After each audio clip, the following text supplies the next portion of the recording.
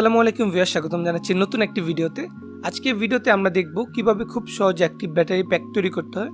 এই ধরনের lithium ion battery pack আপনারা আপনাদের বিভিন্ন প্রজেক্টে, ই বাইকে, ই রিক্সা অথবা ইলেকট্রিক যে ভেহিকেল রয়েছে, কার রয়েছে, সেগুলোতে ব্যবহার করতে পারবেন।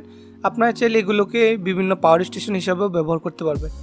তো চলুন আমরা দেখে নিই এই ধরনের ব্যাটারি প্যাক কীভাবে তৈরি করতে হয়। এই পর্যায়ে আমরা জেনে নিব রেডিও গিয়ার বিডি সম্পর্কে। রেডিও গিয়ার বিডিতে আপনারা যে কোনো ধরনের ইলেকট্রনিক্স, রোবোটিক্স এবং ড্রোন রিলেটেড প্রোডাক্ট এবং সার্ভিস পেয়ে যাবেন সুলভ মূল্যে। রেডিও গিয়ার বিডি সারা বাংলাদেশ জুড়ে ক্যাশ অন ডেলিভারি দিয়ে থাকে।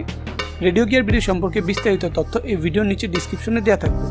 ব্যাটারি প্যাক তৈরি করার জন্য প্রথমে আমাদের লিথিয়াম আয়ন ব্যাটারি লাগবে, যেটি হলো 18650 মডেলের। এটির বিভিন্ন ধরনের ভ্যারাইটি মার্কেটে অ্যাভেলেবেল রয়েছে। আপনাদের বাজেট অনুযায়ী ব্যাটারি নিতে পারবেন। সাধারণত মার্কেটে 60 টাকা থেকে শুরু করে 200 টাকা পর্যন্ত এই ধরনের 18650 মডেলের লিথিয়াম আয়ন ব্যাটারি সেল পাওয়া যায়। তো আপনার যত দামি সেল নেবেন তত ভালো পারফরমেন্স পাবেন এবং সেটির ক্যাপাসিটি অ্যাকুরেট থাকবে। তো আমার কাছে এখন যে সেলগুলো দেখতে পাচ্ছেন, এগুলোতে লেখা রয়েছে 5000+ mAh, বাট অ্যাকচুয়ালি এগুলোতে 1000 থেকে 1500 mAh করে রয়েছে। তো আমরা এগুলোকে 10টিকে প্যারালাল ইউজ করব, মানে আমরা প্রায় 12 অ্যাম্পিয়ার পর্যন্ত, মানে 12 অ্যাম্পিয়ারের একটি ব্যাটারি প্যাক তৈরি করব।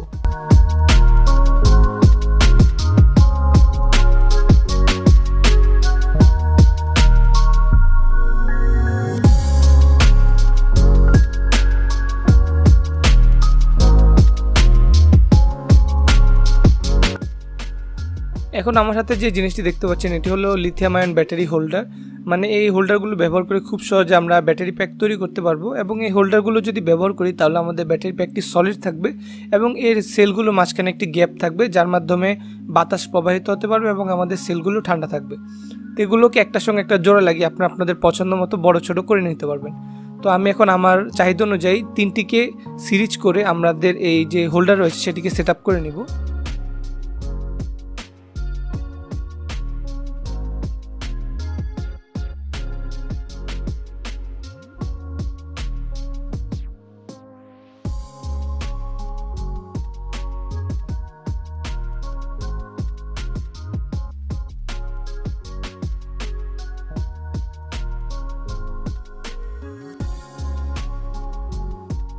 এবার আমরা এই হোল্ডারটির মধ্যে আমাদের ব্যাটারিগুলোকে সেট আপ করে নিব। এখানে দুই পাশের ব্যাটারি পজিটিভ টার্মিনালগুলো উপরের দিকে থাকবে এবং মাঝখানে ব্যাটারি নেগেটিভ টার্মিনালটি থাকবে।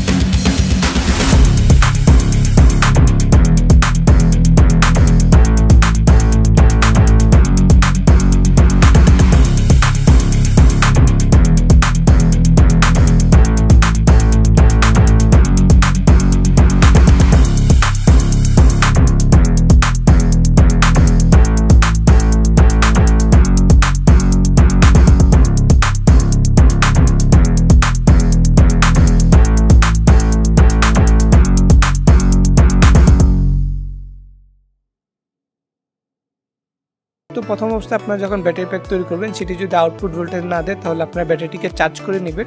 চার্জ করার জন্য আপনি এখানে 13 থেকে 14 ভোল্টের যে পাওয়ার অ্যাডাপ্টার রয়েছে সেগুলো ব্যবহার করতে পারবেন এবং চার্জ করার পর আমাদের বিএমএসটি বা আমাদের যে ব্যাটারি প্যাক রয়েছে সেটি ভালোভাবে কাজ করা শুরু করে দেবে। তো আশা করি আজকে ভিডিওটা আপনাদের ভালো লেগেছে। আজকের এই পদ্ধতি ব্যবহার করে আপনারা আপনাদের পছন্দ মতো বিভিন্ন ক্যাপাসিটির ব্যাটারি প্যাক তৈরি করতে পারবেন। দেখা হবে পরবর্তী কোনো ভিডিওতে। সে পর্যন্ত ভালো থাকবেন, সুস্থ থাকবেন। খোদা হাফেজ।